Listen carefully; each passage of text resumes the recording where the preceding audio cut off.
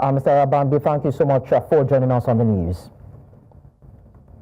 Thank you for having me. Good evening. Good evening. Now, let's first establish the anti-party activities that the Abia State Governor, alongside others, were accused of, validating their suspension. Well, thank you very much. From the onset, you are all aware there was a local government election in Abia State where the man we helped, to resuscitate his political life that have traversed APC, PDP, ABGA, and we gave him a lifeline to win an election in 2023. We have the audacity, because he's a city governor, to now go and collude with Zenith Labour Party, who won all local government elections, 17 chairmanship, when he is a governor representing Labour Party. That was nothing but sheer anti-party activities. There is no gainsaying, there is no defense, concerning that. That is, for Governor Lesotho. Is it the rest that are suspended? It is not today, they involve themselves in action capable of undermining the territorial integrity and safety of Nigeria. It is not today they involve themselves in an attempt to undermine our democracy.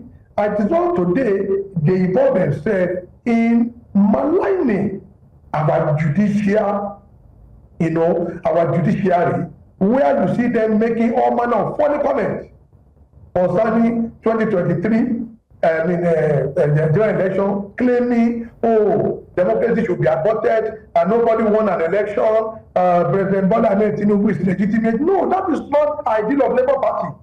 We believe only in winning through the ballot and not through the gun that a lot of them are planning.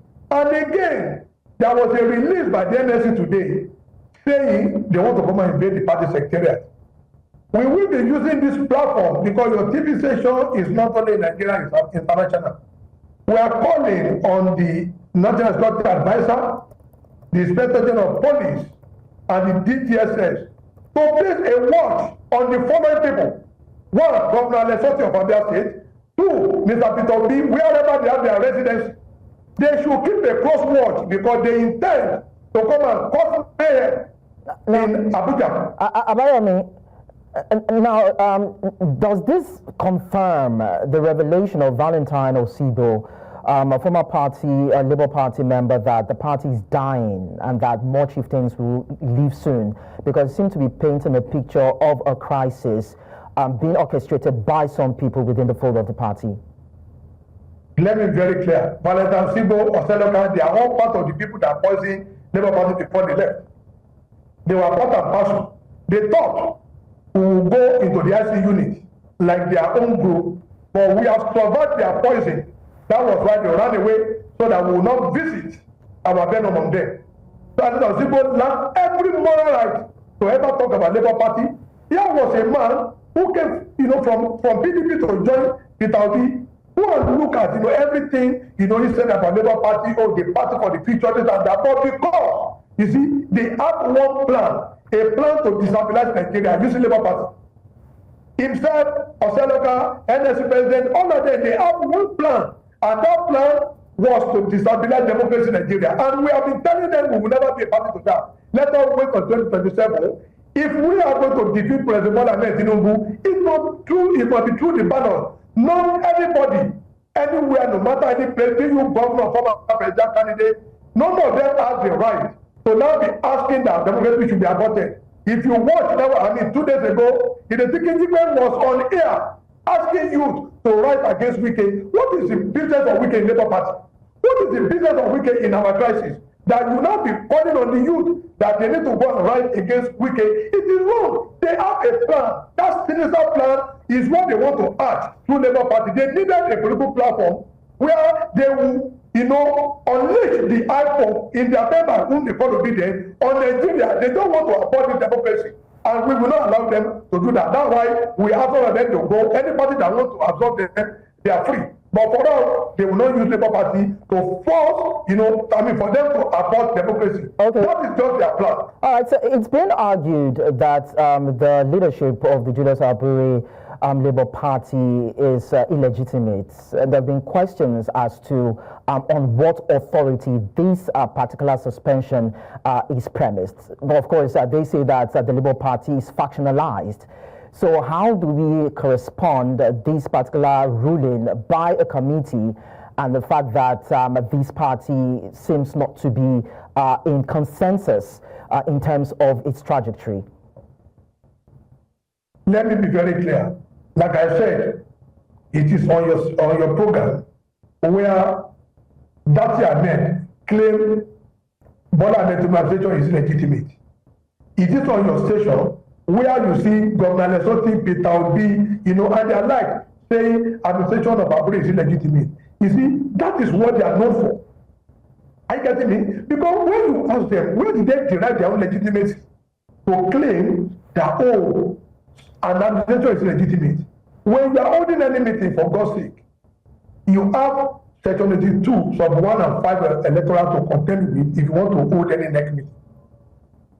They gather themselves, as far as we are concerned, in a yam festival, both in Abia and in Abuja. Yam festival is good, it's a celebration of what? I mean, it's an event that you need to celebrate. But you don't bring yam festival into Labour Party matter.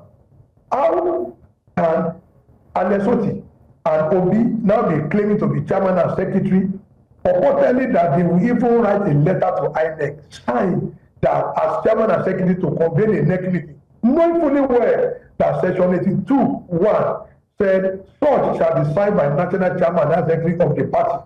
And Section 222 is very specific. Any association that want to be registered as a political party shall have their own lifeline, shall have their own constitution. And number 3 is Section 223 of the Constitution, forbid caretaker administration of a political party.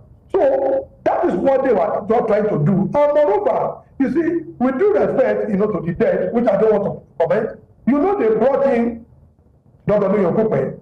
At the end of the day, the EFCC found him guilty.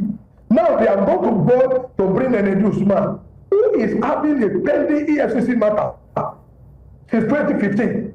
He's on bail, administrative bail. This was a woman who transferred money from the ministry account into a private account in number 7 Kachia Road, Kaduna. Now, it's standing trial. Obi is synonymous with moving with people that have corruption. People that are ethnically corrupt is synonymous with him moving with some people. Abayomi, what actually, a lot of people want to confirm is if this particular suspension of these political figures within the Labour Party is ratified, and if the leadership actually agree, the totality of the leadership of the Labour Party agree with this particular suspension rule.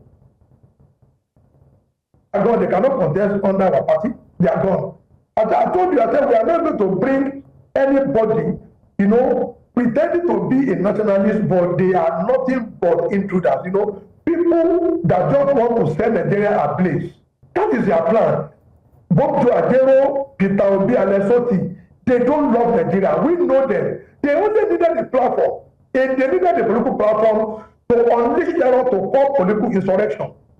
They don't want to terminate our democracy, believing they were rigged in 2023 election. And I'm telling Nigeria via your session, Labour Party losing that election. We were not rigged, but we played to the gallery via 2 people that Peter Obi trusted. Aisha Yesufu and Pastor Idwale Ugodalo, they were the ones that messed that election up for us, and nobody should play the devil. Nobody should play them.